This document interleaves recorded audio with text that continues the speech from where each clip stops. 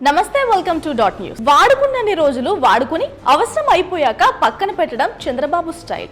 2024 ఎన్నికల్లో కూడా చంద్రబాబు సేమ్ అదే స్టైల్ ఫాలో అవుతున్నారా? ఆంధ్రప్రదేశ్ లో బలమైన కాపు సామాజిక వర్గాన్ని ఎదగకుండా చేయడానికి ఎన్ని కుట్రలు చేయాలో అన్ని చేస్తున్నారా అంటే అవుననే సమాధానం వినిపిస్తోంది.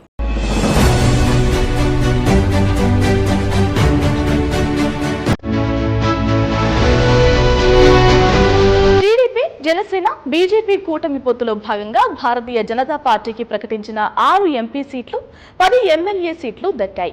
అందులో ఒక్కటి కూడా ఏపీలో బలమైన సామాజిక వర్గమైన కాపులకు కేటాయించలేదు. తెలుగుదేశం పార్టీ అధికారంలో ఉన్నప్పుడు కాపు ఉద్యమం బలంగా జరిగింది. ఆ ఉద్యమాన్ని అణచడానికి బాబు ఎంతో మందిపై అక్రమ కేసులు పెట్టి జైలు పాలు కూడా చేశారు. అప్పటి నుంచి కాపులపై పగ పెంచుకున్న చంద్రబాబు వారి నాయకత్వం ఎదగకుండా చేస్తున్నారని, వారికి సీట్లు ఇవ్వకుండా బీజేపీ పెద్దలతో బాబే మంతనాలు జరిపి ఉండొచ్చని ఆ నేతలు మండిపడుతున్నారు. కాపు, తెలగ, బలిజ, ఒంటరి, మున్నూరు కాపు ఇలా కాపు సామాజిక వర్గంలో ఉపకులాలు ఉన్నాయి. వీరిలో ఏ ఒక్కరికి టికెట్ కేటాయించలేదు బీజేపీ. అందుకే బీజేపీపై కారాలు మిరియాలు నూరుతోంది కాపు ఐక్యవేదిక. కాపు కమ్యూనిటీని ఏపీ బీజేపీ పూర్తిగా పక్కన పెట్టిందని కాపు ఐక్యవేదిక తీవ్ర ఆగ్రహం వ్యక్తం చేసింది. రాష్ట్రంలో బలమైన కమ్యూనిటీ అయిన తమను విస్మరించడం ఏంటంటూ మండిపడుతోంది. వచ్చే ఎన్నికల్లో బీజేపీకి తగిన గుణపాఠం చెప్పడమే లక్ష్యంగా పనిచేస్తామని కూడా హెచ్చరింస్తోంది.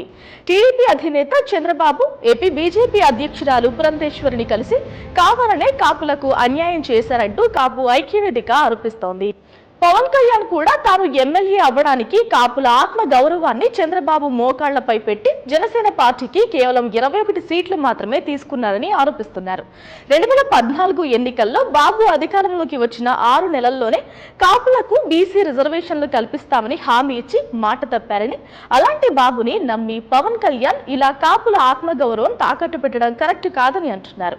పిఠాపురం నుంచి పోటీ చేస్తున్న పవన్ కళ్యాణ్ ని కూడా బాబే ఓడగొడతారని, కాపుల నాయకత్వం లేకుండా చేయడం బాబు లక్ష్యమని ఆయన గురించి పూర్తిగా తెలిసిన వారు అంటున్నారు. సీఎం జగన్ 58 నెలల పాలనలో కాపులకు డీబీటీ, నాన్ డీబీటీ ద్వారా 39,317.80 కోట్ల రూపాయల ఆర్థిక సాయం అందించి సీఎం జగన్ రికార్డు సృష్టించారు.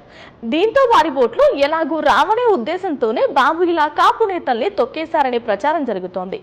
ఏ రాజకీయ నాయకుడు అయినా దూరం ఉన్న వారికి దగ్గరయ్యే పనులు చేయాలి, కానీ ఇలా వారిపై కక్ష కట్టి పగలు తీర్చుకోవడం ఏంటంటూ పలువురు విశ్లేషకులు అంటున్నారు. ఇప్పటికే ముద్రగడ పద్మనాభం లాంటి నేతలు వైఎస్ఆర్ కాంగ్రెస్ పార్టీలో చేరక బాబుపై గుర్రుగా ఉన్న మరికొందరు నేతలు కూడా కూటమిని వీడి వైఎస్ఆర్ సిపిలో చేరడానికి సిద్ధమైనట్లు తెలుస్తోంది. ఈ ఎన్నికల్లో కాపు ఓట్లు కూటమికి పడడం కష్టమే అని, ఈ ఎన్నికల్లో కూటమి అభ్యర్థులని ఓడగొట్టడానికి కాపులంతా ఏకమవుతారని విశ్వసనీయ వర్గాల సమాచారం. Please subscribe dot news.